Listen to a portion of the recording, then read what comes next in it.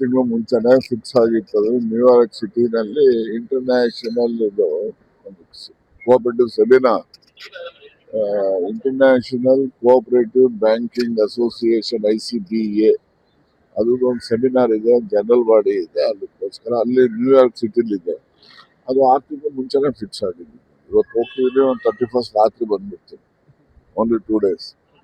ಎಲ್ಲ ಡೆಲ್ಲಿಗೆ ಹೋಗಿದ್ದಾರೆ. ಹೋಗ್ ಬರ್ಲಿ, ಏನಂತೆ ಅವ್ರು ಯಾರ್ಯಾರಿಗೆ ಏನೇನ್ ಆಗ್ಬೇಕು ಅಂತ ಆಸೆ ಇರ್ತದೋ ಹೋಗಿರ್ತಾರೆ. ಅದ್ರಲ್ಲಿ ತಪ್ಪೇನಿದೆ? ನಾವು ಹೋಗಿಲ್ಲ ಯಾಕೆ ಅಂತಾನೆ ನಮ್ಗೇನಾದ್ರೂ ಆಗ್ಬೋದು, ಹೋದ್ರೆ ಹೋಗ್ಬೋದು. ಇಲ್ಲ ರೀ, ಅದೇನಿಲ್ಲ, ಅದೇನು ಆತರ ಏನಿಲ್ವಲ್ಲ.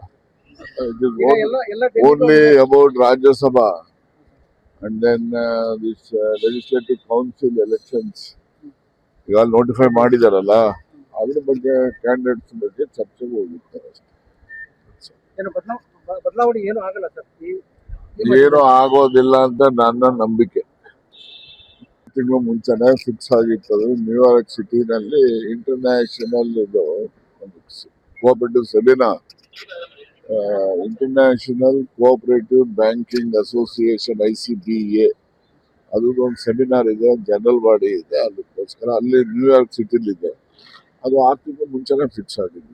ಇವತ್ತು ಹೋಗ್ತಿದ್ರೆ ಒಂದು 31st ರಾತ್ರಿ ಬಂದ್ಬಿಡ್ತೀನಿ. Only 2 days. ಎಲ್ಲ ಡೆಲ್ಲಿಗೆ ಹೋಗಿದ್ದಾರೆ. ಹೋಗ್ ಬರ್ಲಿ, ಏನಂತೆ ಅವ್ರು ಯಾರ್ಯಾರಿಗೆ ಏನೇನ್ ಆಗ್ಬೇಕು ಅಂತ ಆಸೆ ಇರ್ತದೋ ಹೋಗಿರ್ತಾರೆ. ಅದ್ರಲ್ಲಿ ತಪ್ಪೇನಿದೆ? ನಾವು ಹೋಗಿಲ್ಲ ಯಾಕೆ ಅಂತಾನೆ ನಮ್ಗೇನಾದ್ರೂ ಆಗ್ಬೋದು, ಹೋದ್ರೆ ಹೋಗ್ಬೋದು. ಇಲ್ಲ ರೀ, ಅದೇನಿಲ್ಲ, ಅದೇನು ಆತರ ಏನಿಲ್ವಲ್ಲ. Only about Rajya Sabha and then this legislative council elections ಈಗ ನೋಟಿಫೈ ಮಾಡಿದಾರಲ್ಲ, ಅದ್ರ ಬಗ್ಗೆ ಕ್ಯಾಂಡಿಡೇಟ್ಸ್ ಬಗ್ಗೆ ಚರ್ಚೆಗೆ ಹೋಗಿರ್ತಾರೆ ಅಷ್ಟೇ. ಬದಲಾವಣೆ ಏನು ಆಗಲ್ಲ ಸರ್. ಏನು ಆಗೋದಿಲ್ಲ ಅಂತ ನನ್ನ ನಂಬಿಕೆ.